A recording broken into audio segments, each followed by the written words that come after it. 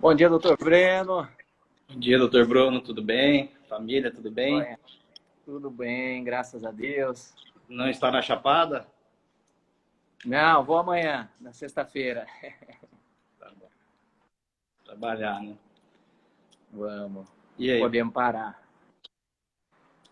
Breno, quero agradecer de novo. Eu vi o seu esforço lá de tentar trazer o Ivo novamente para nós, que para esse bate-papo estava tudo certo. E parece que houve um imprevisto nele nessa manhã, numa reunião, né? Perfeito, eu recebi já. Bom dia a todos que estão entrando no nosso bate-papo aí. Aproveitando já, eu já tinha comunicado a ESA na data de ontem. O professor Ivo Weisberg teve um compromisso agora para amanhã de última hora. Ele também atua como árbitro e surgiu um caso urgente e ele falou que realmente não poderia participar da live hoje. Ele sugeriu a gente remarcar, então nós vamos ver, doutor Bruno, aí com a agenda da ESA, em razão da quantidade de lives que a ESA está fazendo muito bem. Aí a gente agenda com o Ivo, de acordo com a possibilidade da ESA.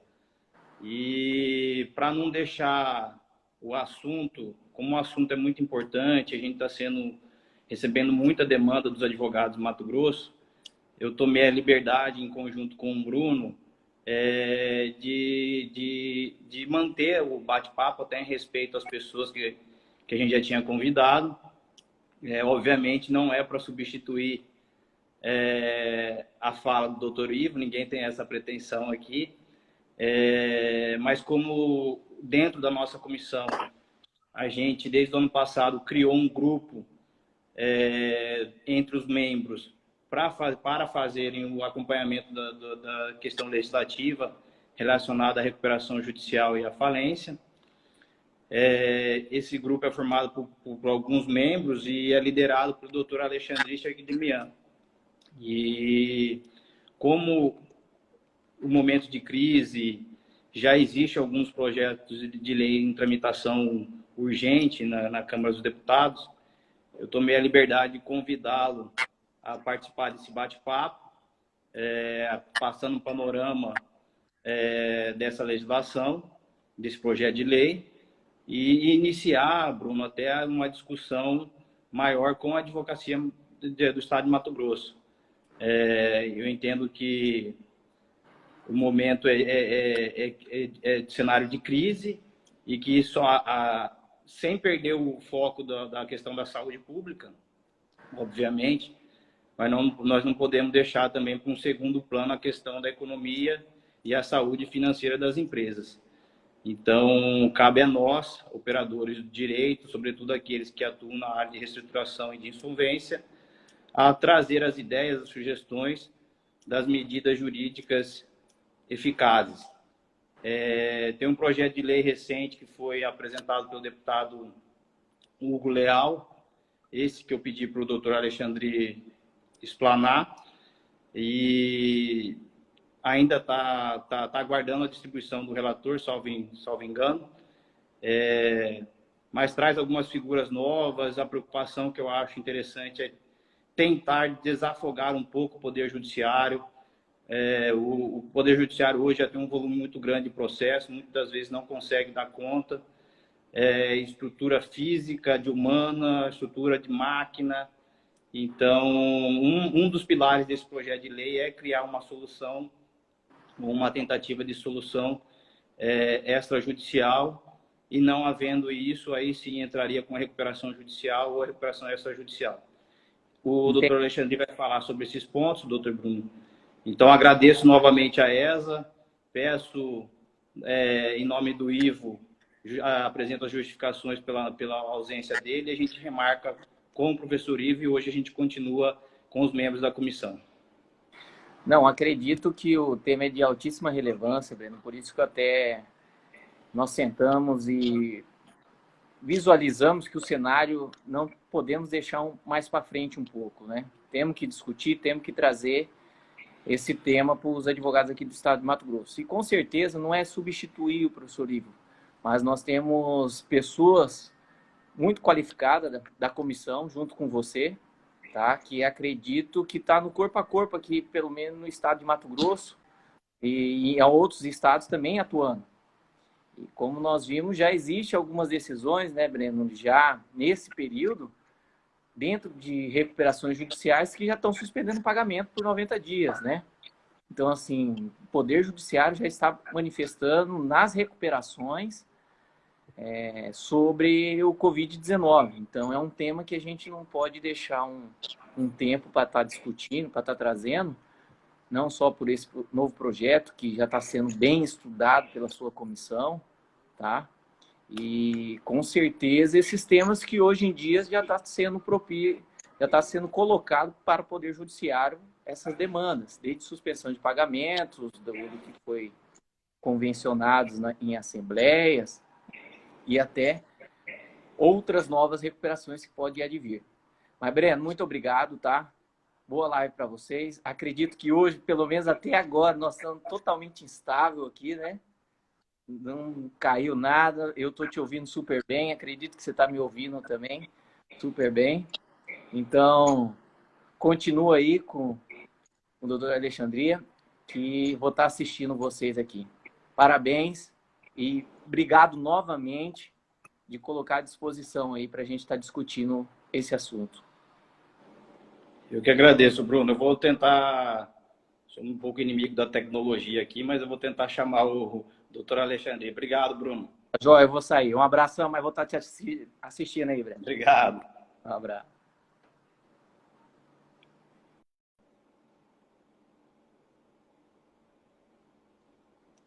Pessoal, só um pouquinho que eu vou convidar o doutor Alexandre aqui.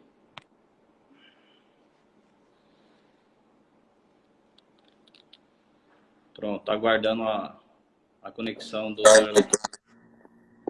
Bom dia, doutor Alexandre.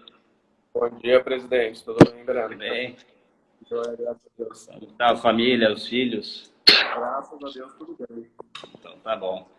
Doutor Alexandre, você estava acompanhando o início da nossa fala, eu já vou passar a palavra para você e aí você faz suas considerações e os colegas que estão nos ouvindo aí também fiquem à vontade para mandar sugestões aqui pelo canal da live, pelo chat e na medida do possível a gente vai ou debatendo a questão solicitada ou também a gente vai fazer os apontamentos para ser discutido isso dentro da nossa comissão e, ao final do trabalho, apresentar alguma sugestão legislativa.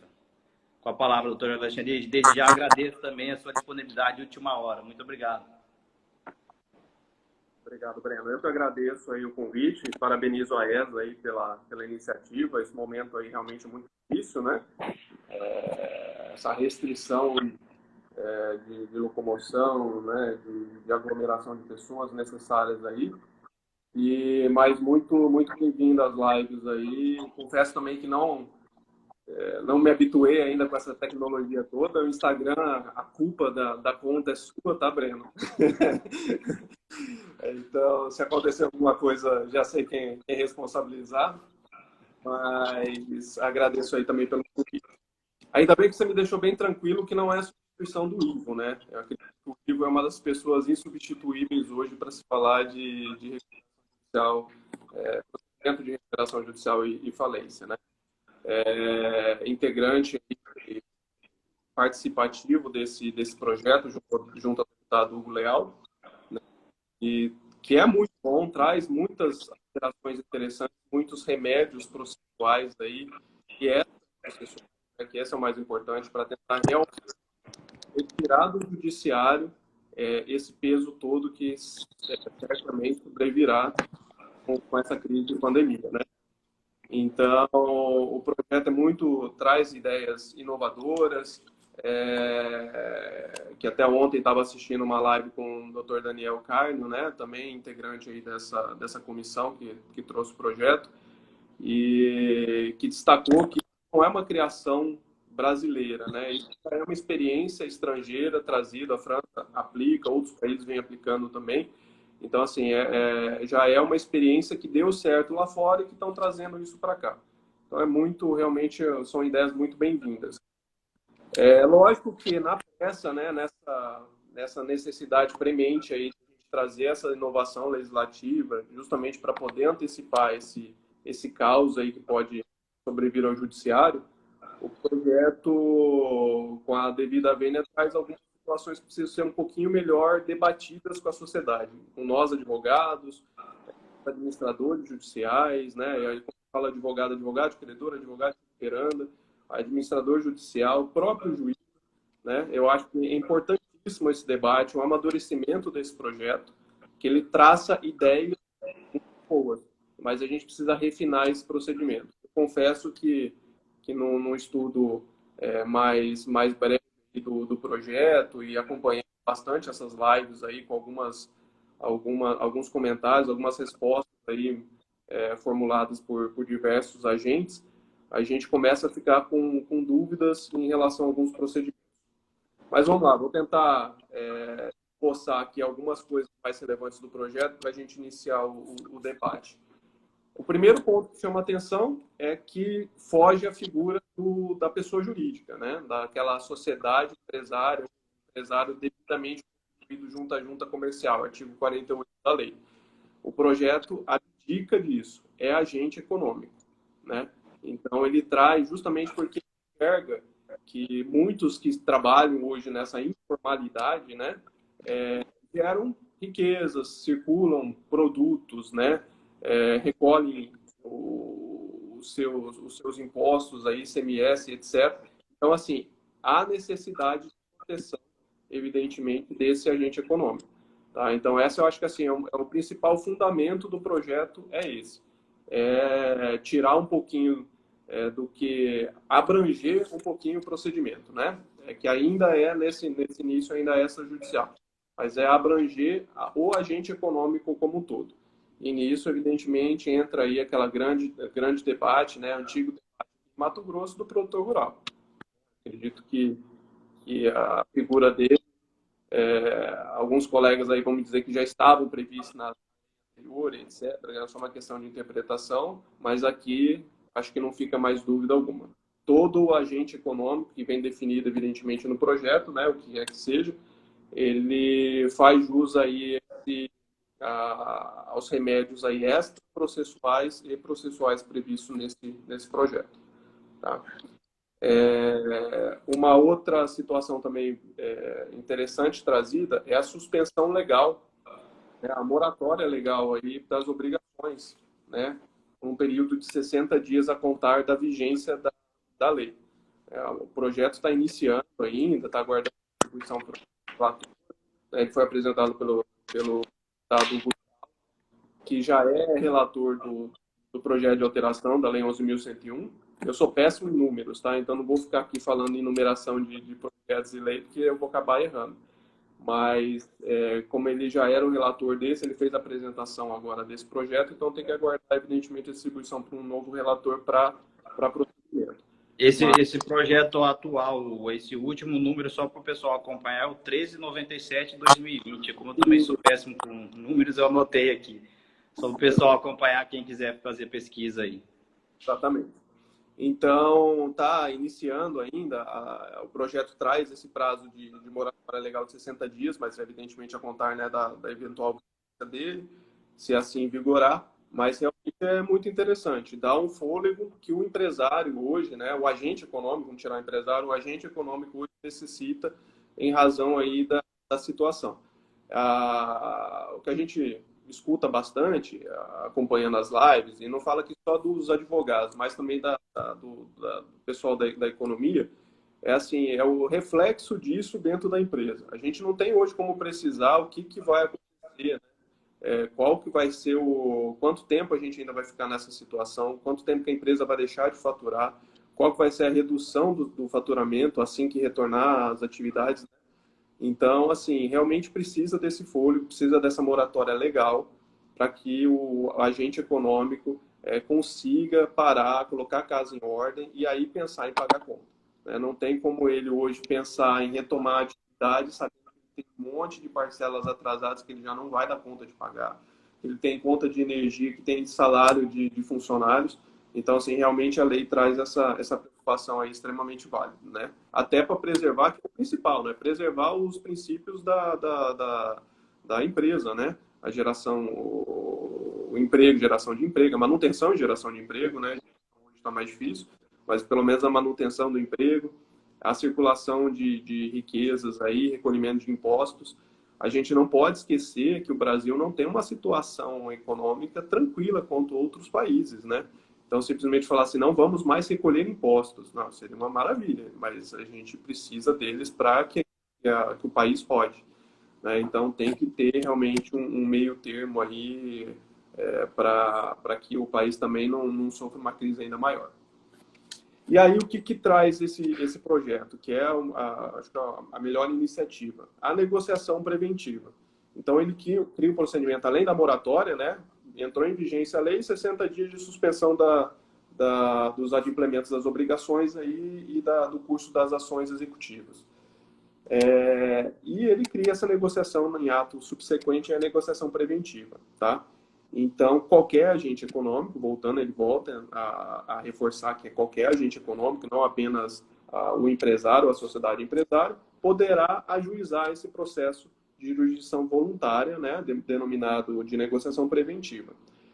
Imediatamente a distribuição desse pedido suspende-se por mais 60 dias aí o curso das ações executivas. Então, assim, o empresário que já vinha com aquela suspensão legal, né, se ela for evidentemente aprovada, deixando bem claro, 60 dias tem mais 60 ainda pela frente para poder sentar com seus credores e negociar. Tá? O que traz aqui esse projeto é a figura do negociador. E aí eu faço um parêntese. O negociador é uma pessoa que poderá ser nomeada pelo juiz se solicitado pelo devedor. Ou seja, o próprio devedor pode, a seu critério aí, fazer, às vezes, conduzir a negociação. A lei não exige que seja através especificadamente do negociador.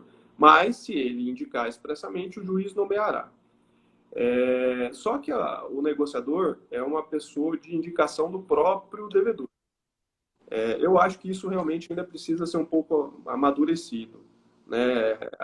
Defende-se aqui a transparência desse procedimento extrajudicial, né? Essa figura de dar maiores informações aos credores, só que eu não vejo como isso é possível em sendo nomeado um negociador pela própria devedora, né? Eu acho que é muito difícil de tentar defender uma transparência com essa situação. E eu também não consigo enxergar se o negociador vai ser nomeado se vai ser indicado pelo próprio devedor, por que ele vai ser nomeado pelo juiz, né? A nomeação, ao meu ver, né, colocando um pouco aqui da questão até do administrador judicial, exige uma situação de confiança. O juiz está só referendando num caso desse, né? Então, eu não acho que seria o apropriado, ou então se aceita o negociador aí indicado pela própria devedora e ele que segue procedimentos normais, sem o referendo do juízo, né, por essa questão de confiança, etc. Ou o que eu acho que seria muito mais interessante, a gente já vem evoluindo, né, o Código de Processo Civil já vem evoluindo há muito tempo para isso, inclusive tem enunciados, recomendações até do CNJ sobre a mediação, né? Então, assim, por que não aproveitar a figura do mediador, né, que já vem de uma tentativa do judiciário e de justamente facilitar a negociação, utilizar o remédio da negociação, né, como forma de instrumento processual. Então, por que não utilizar a figura do mediador? Eu acho que traria maior segurança, maior transparência para o processo e, evidentemente, conduziria a essas alterações legislativas que já vem ocorrendo há bastante tempo. Eu estou falando bastante, Breno. Fica à vontade, a hora que quiser. Tá? Pode ficar à vontade. Vou tentar pincelar só alguns pontos aqui, realmente, que eu acho bem relevante, até para abrir esse debate. Eu acho interessante que todo mundo tenha essa percepção para a gente realmente começar a debater isso, ponto a ponto, e tentar aprimorar a lei nesse ponto, tá? Nessas questões. A negociação, o procedimento de negociação, ele é facultativo, tá? Então, é importante destacar isso. Cabe ao credor aderir ou não, mas o devedor tem a obrigação de dar ciência aí aos credores quanto ao início das negociações, tá? Então, esse procedimento é facultativo, isso é interessante destacar. E a lei, ela assegura esse procedimento de jurisdição voluntária, o projeto de lei, né? Só corrigindo, ao agente econômico que comprovar a redução igual ou superior a 30% de seu faturamento comparado com a média do último trimestre, tá? Do exercício anterior. Isso, para mim, é relevantíssimo, tá? Eu vou comentar um pouquinho mais dessa questão aqui à frente, nas questões transitórias, mas andou muito bem a lei em prever e que só vai fazer jus quem realmente comprovar, quem demonstrar o reflexo da pandemia, né, que a gente vive hoje no faturamento das empresas. Ah, mas isso é aplicável à torta à direita. Não é bem assim. E o fabricante de máscaras e o fabricante de álcool em gel? Será que eles tiveram problema de faturamento nesse período? Eu acredito que não. Muito pelo contrário, né? Então, assim, não dá para pegar e aplicar a lei a todo, né, mundo sem fazer essa análise objetiva, evidentemente, dos reflexos da pandemia no negócio. Então, eu acho que andou muito, muito bem a lei a fazer a limitação disso. Só que aí também uma ponderação. Ela determina que essa fiscalização, né, a aferição dessa redução, se fará por atestado de profissional de contabilidade. Tá? E mais adiante ele fala, inclusive, que não cabe manifestação, cabe averiguação e nem perícia prévia. Eu também acho que aí não andou bem. A gente vai um pouquinho contra o que vem sendo defendido, né, para constatação prévia, para que a perícia prévia, que mudou de nome constatação prévia, que o CNJ referendou, que o projeto de alteração da Lei 11.101 traz também, de forma expressa. E aqui no caos a gente dispensa isso, né? O projeto de lei dispensa isso, falando que vale o atestado do profissional de contabilidade, não desmerecendo nossos colegas, né, nossos contábeis aí, mas a gente precisa ter algum remédio para poder fiscalizar isso, né? Então, assim, para o processo ser transparente, a gente precisa, evidentemente, de que os credores tenham a certeza, a tranquilidade de que aquele atestado de faturamento ali transmitido realmente é a realidade da empresa. E eu não vejo prejuízo nenhum à constatação prévia, a qualquer averiguação preliminar que se faça aqui. Porque a suspensão do curso das ações, inclusive, decorre do próprio procedimento. Instaurou o procedimento, já suspende. Então, assim, não tem prazo que atrapalhar isso. Não tem qualquer tipo de risco para a empresa que entrar com esse procedimento em ser auditada, né, averiguada, inspecionada para confirmar essas informações. Eu acho que aqui não andou bem o projeto, não anda bem, talvez seja caso de tentarmos aí, evidentemente, né, debatendo esse tema e levar alguma sugestão de alteração. Tá? Como eu já falei, ele é expresso a refutar a questão de resposta, manifestação, qualquer tipo de averiguação. E o último destaque aí desse capítulo aqui do projeto, que fala do procedimento voluntário e de negociação voluntária, é que ele estabelece que, se instaurado o procedimento, né, judicial, extrajudicial e judicial, esse prazo, que era de 60 mais 60, vai ser deduzido do período do stay, né, que está previsto no artigo 6º da Lei 11.101. Então, é uma informação também relevante, não está se ampliando o prazo do stay, não se está dando ao agente econômico, né, não só ao empresário e sociedade empresária, um prazo maior do que a própria Lei 11.101 assegurava em suspensão das ações. Isso é interessante pontuar também. Tá? Breno, se quiser fazer alguma colocação, fique à vontade. Pode seguir aí, no final eu faço algumas ponderações. Esse, em suma, é o procedimento da negociação, tá? É desse procedimento extrajudicial de negociação. Como eu já disse, ele é muito interessante, tira do judiciário aí essa responsabilidade, esse volume de recuperações. A gente que atua na área já vem percebendo o reflexo disso há algum tempo, né? A economia estava querendo retomar e agora com essa crise a coisa realmente desandou, né? O volume de recuperações judiciais esse ano aqui no nosso estado ouso dizer até que é o maior que eu já vi, né?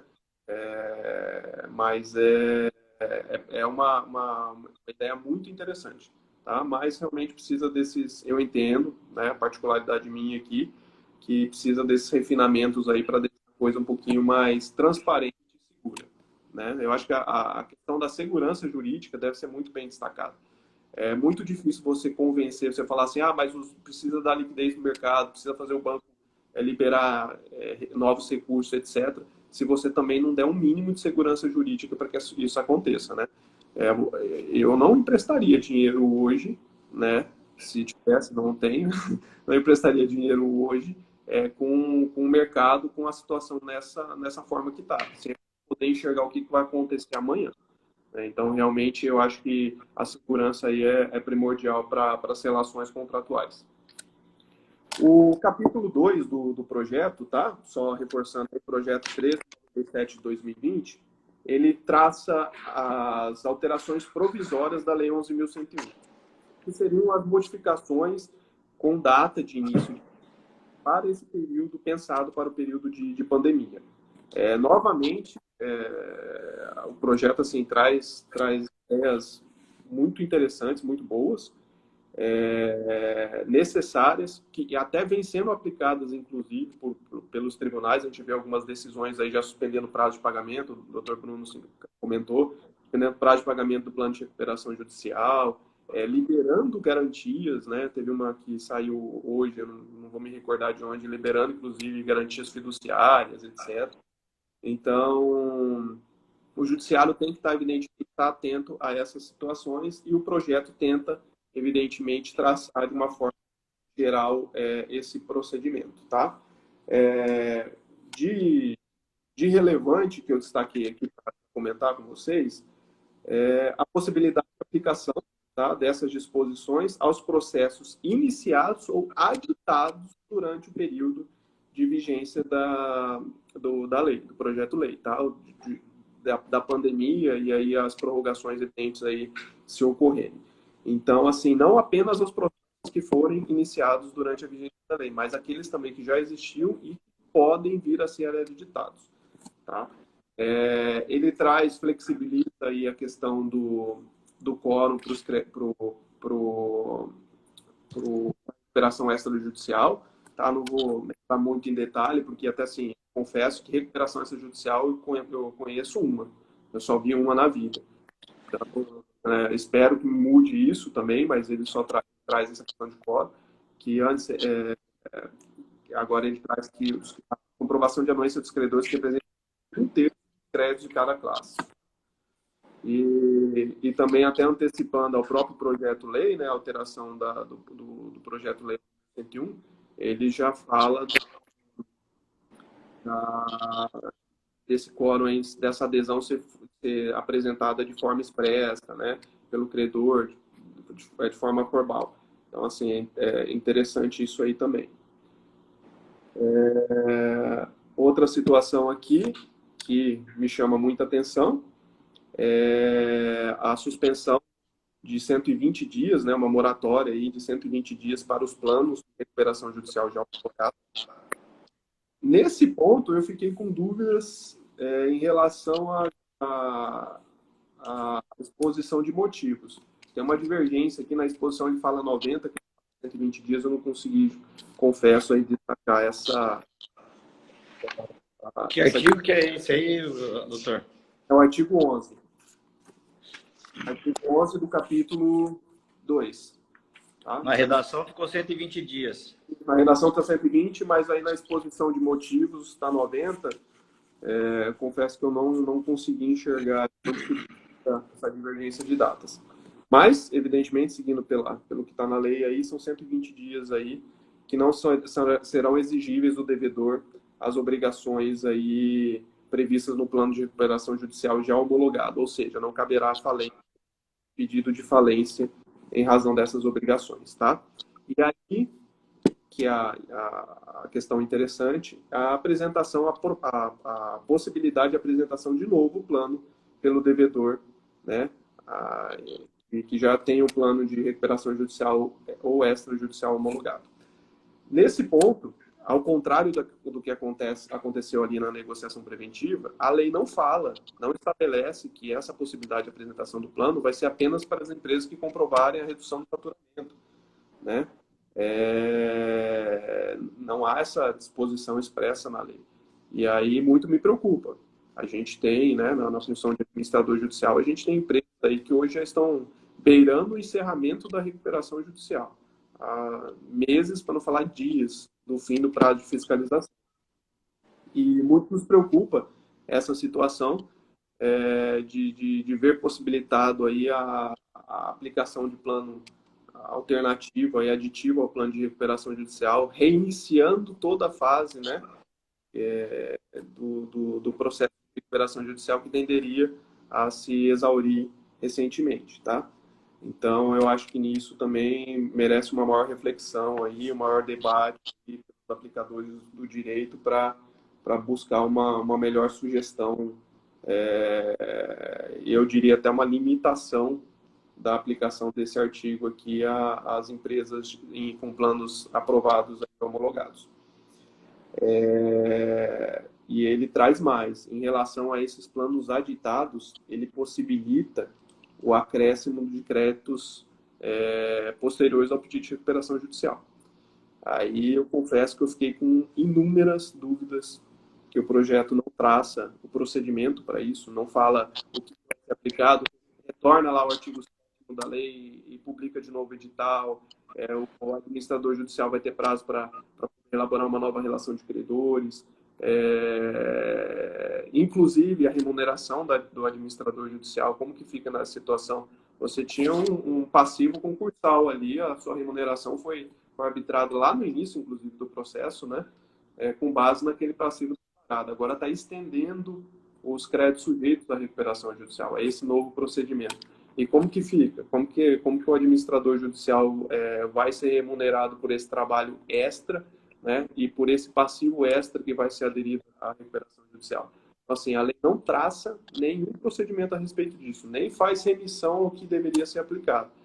Aí que eu reforço a necessidade de refinamento desses procedimentos, que quem aplica, quem está ali no dia a dia do processo, pega uma situação dessa ali agora, o que eu faço?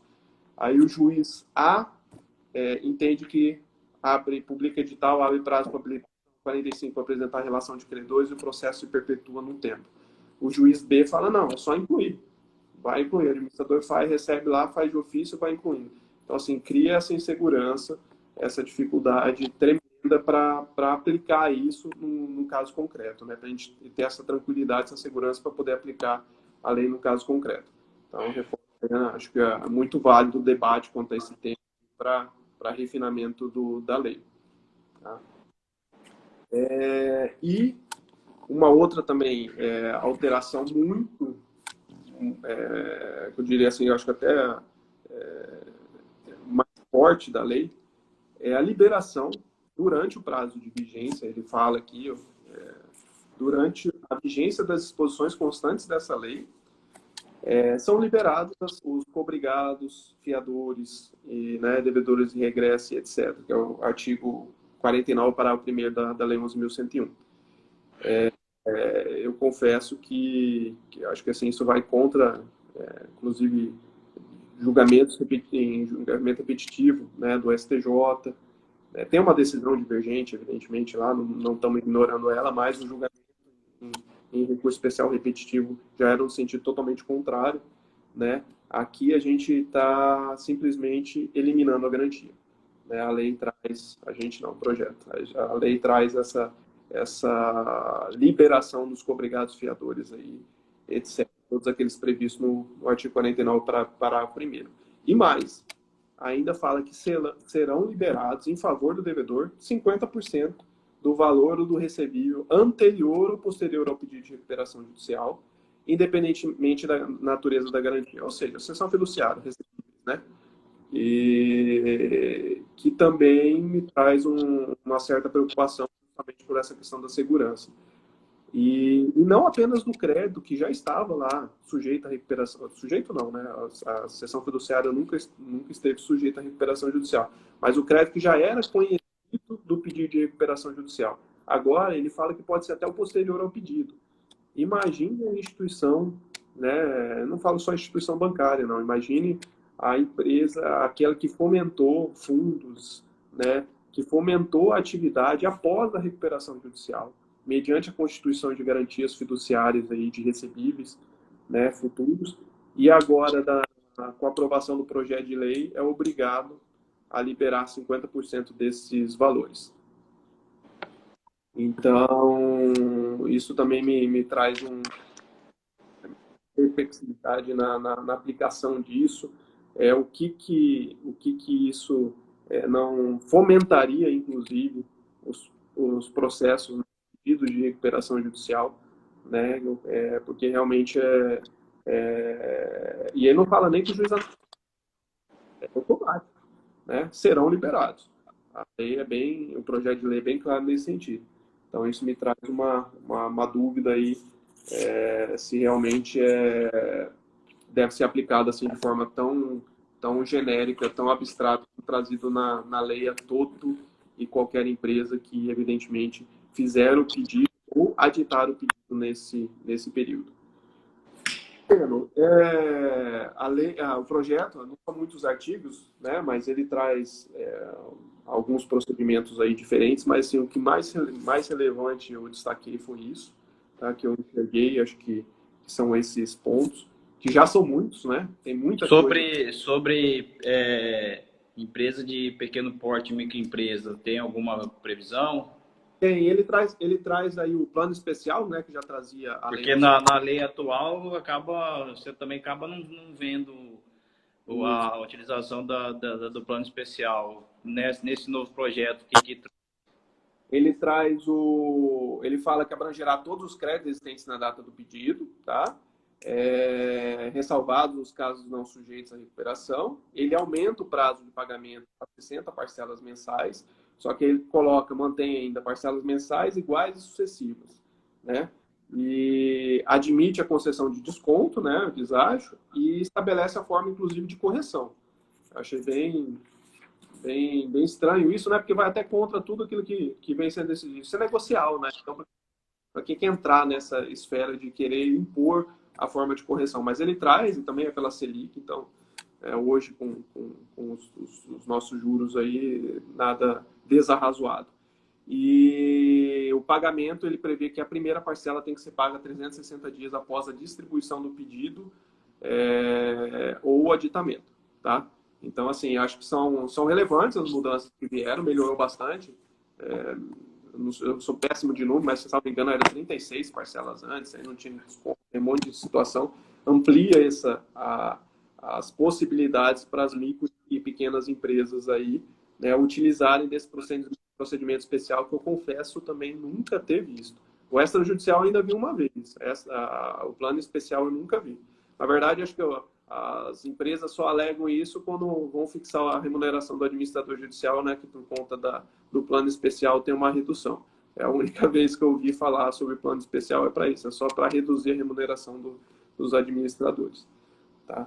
Mas acho que eram essas, assim, as principais ideias, o norte desse projeto, que, como volto a dizer, é muito bom, né? Mas eu entendo que necessita de um maior debate. As críticas, inclusive, ontem eu estava lendo um artigo a respeito disso, foi até compartilhado pelo Dr. Marcelo Sacramone, críticas bem fervorosas a respeito do projeto, da pressa na aprovação disso, né?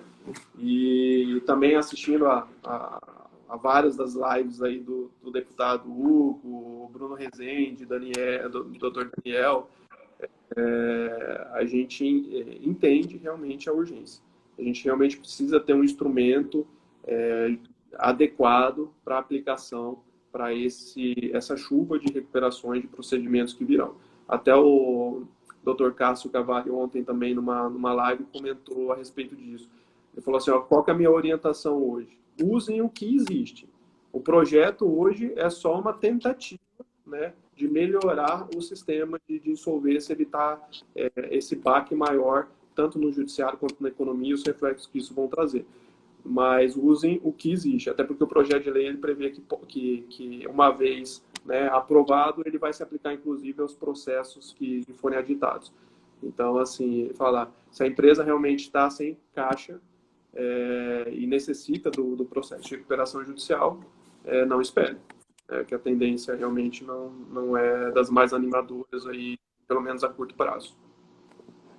Tá, quando você estava falando, Alexandre, da questão dos honorários do administrador judicial, o Dr. Pedro Reis, que também faz parte da comissão, ele mandou uma mensagem para arrolar os honorários do administrador no novo plano de recuperação judicial.